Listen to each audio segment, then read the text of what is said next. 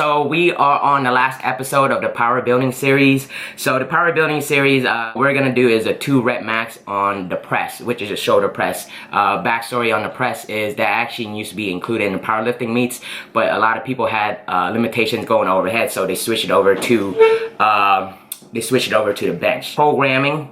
So the power building program is not the end all be all. There's a lot of programs out there that will help make you strong, will help make you build muscle at the same time. This is one of those programs. If you could tailor it to yourself and make it work, it's going to be a lot better if you just grab something that's extremely hard off the internet and you won't be able to do it. So start off on a small scale. Like, you know, I do a ton of exercise. I spend about like an hour and a half in the gym. Most of the time people new working out won't be able to spend that much time in the gym. You'll find how your body works and then have to figure out how much recovery time you're gonna need in between those days. I could go 4 or 5 times a week. Most beginners will probably be 2 to 3 times. So there's a lot of factors that come into recovery, which is, you know, the type of food that you eat. That's the most important thing. Sleep, supplementation, foam rolling, stretching. So you got to look into all the aspect. Training is one part. I'm gonna say it's about 40% of fitness. I'm gonna say 60-70% is nutrition. So what you need to do is tackle the most important thing. If you looked at my meal prep video, and I want to give you guys another tip to if you guys are starting your fitness journey in 2017 and how to stay motivated. You got to have a clear picture of what you want to look like, or what you want, like your strength goals. And one thing that I do to keep myself motivated is to push other people also too. I'll give you an example. My brother, who I started bodybuilding with him probably around college. So I started training him, he started working out with me, and he started working out on his own. But he's gotten bigger than me, and that made me push a little bit harder. And you know, I've gotten bigger than him and stronger than him, but that also makes him work a little bit harder. But I am also willing to give him all my tips and pointers to help him. Just recently, I planted a seed in his head that I'm going to be competing again in 2018, but I would like for him to compete with me. So I planted a seed, and I actually helped him with some of his diets, and it's almost the same concept of like, if anybody out there watches Dragon Ball Z, I know there's a lot of Dragon Ball Z followers out there, how Goku brings Vegeta, and sometimes Vegeta gets stronger than Goku, Goku gets stronger than Vegeta, but without each other, they won't be as strong. Even though they're not like best friends or anything, but they respect each other, and they're gonna push each other because they know that without them, they need to without each other, they wouldn't be able to push the limits like they do. So, and that's how fitness and training should be, where you need to push the limits. You don't just get comfortable. You want to bring people along so that you could chase them in different aspects. You know, it doesn't have to be training. It could be about learning business. It could be learning about relationships and things like that. With fitness, that's how I set it up, and you could set that training methodology to different parts of your life, like you know, wealth, business, relationships, like that. So that's a great tip from Coach Beast Mode, and I hope you guys are looking forward to the last of the series. There'll be other series also too. I'll go over weightlifting movements like the snatch and clean and jerk, how to program for yourself effectively and efficiently, and to make sure that you stay motivated. So yeah, all right, cool. But thanks for tuning in, and I hope you guys enjoyed this episode. We're gonna get some big shoulders today. Alright guys, so typically for my warm-up for shoulders, it's almost the same as if I'm doing bench. Just like to do some arm circles, just circulate my shoulders to make sure it's properly warmed up. And then I just do light exercises right after, before I go into our heavy sets. Alright, so the next exercise we're doing, I actually learned this from another coach. These are face pulls. These help warm up your external rotator cuff. When you're warming up, you want to try to aim for internal and external rotator cuff.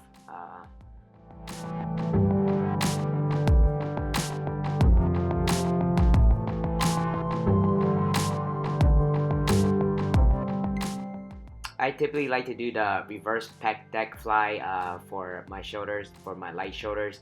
but somebody was using it, so I just jumped on this machine.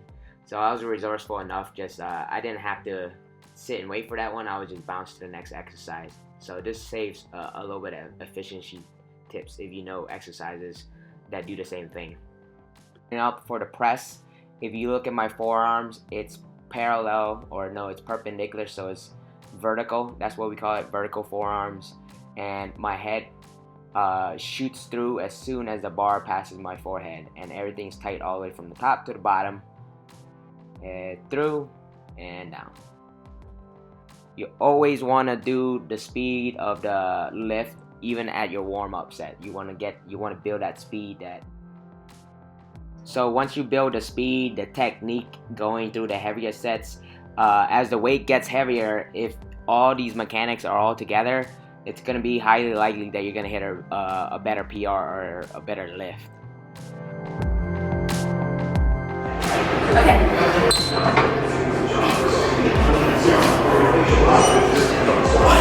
Keep back tight. Okay. Up. Okay. Thanks DT for giving me some coaching cues on that. So that was my sister-in-law, who's actually who's kind of new getting into fitness, but she was giving me some coaching cues. I told her what to watch for and help me out. So in anytime you want to study something, they talk about humility. You can always take coaching cues. You can always learn from anybody. It doesn't matter if they're more experienced or less experienced. You still just got to be open to what people are giving you coaching advice. Alright, so this is 165. I didn't think I was going to get it, but I grinded it out. 165, and I actually weighed in at 165, so I did a double body weight on the press, which I think is pretty good. Being able to do a press at body weight is a pretty advanced move. I think it's a great goal for anybody if they want to set a goal for the press. If you could do it body weight, that's a very great goal to it. Alright, so this next movement, I actually got this from a powerlifting program, but kind of just incorporate it into bodybuilding. It's the Viking press. You would just stick your barbell into one of those things that are flexible, and you just pretty much just press with the little angle. You can also push press, push jerk also too, but this movement I was just keeping it strict to 15 reps.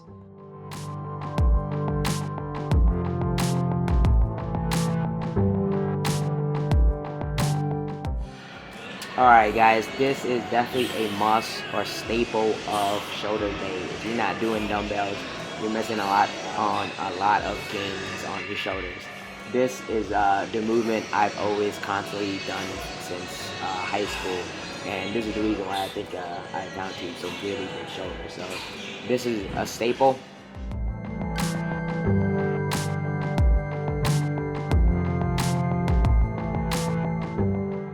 Alright, get to the chopper. Guess what these are called? These are called the Arnold presses. Developed by the one and only bro god of them all, Arnold Schwarzenegger. This is one of my favorite shoulder exercises also too. This puts those deep lines in the front of your shoulders, the striations. These I think this is one of the strongest points that I have in my physique is my shoulders and how striated they are. And I like to think these are the exercise that built them.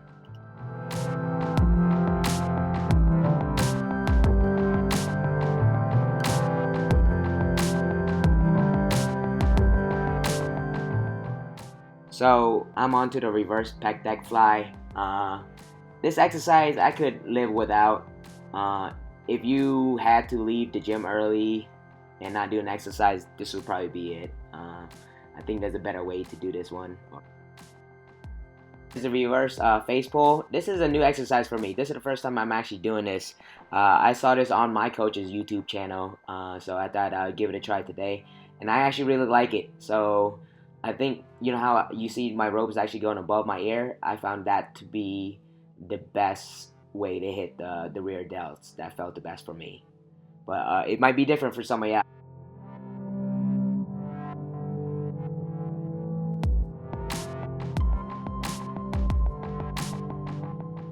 Oh yeah, baby. Now we're talking. We're talking about some shoulders over here. We're doing some lateral raises.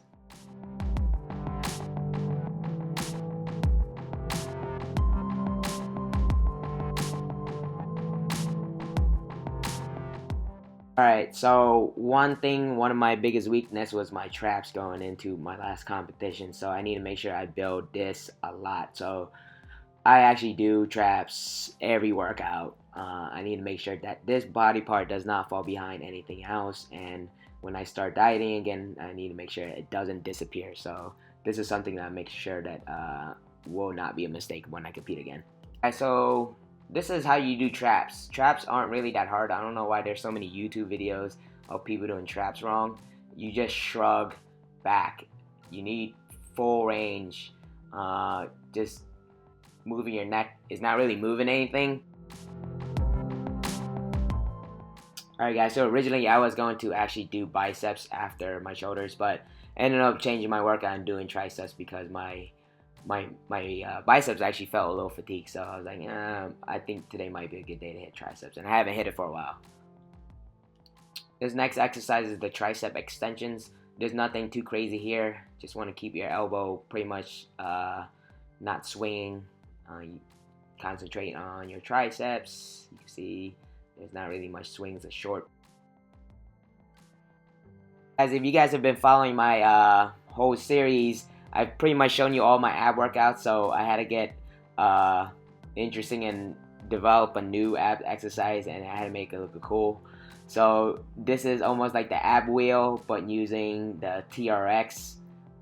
Pretty much almost the same, but a little bit more advanced. And I'm a self-coach myself. You can see how I kind of go weak at the bottom, letting my back and abs go soft. I coached myself and told me not to do that. Got done with the workout. That was the last of the power building series. So you kind of saw how I developed that program. That's something I actually just kind of got from people off the internet, and then using a little bit of my knowledge and modifying that program for myself. There'll be, there's plenty of programs out there on the internet that could get you started.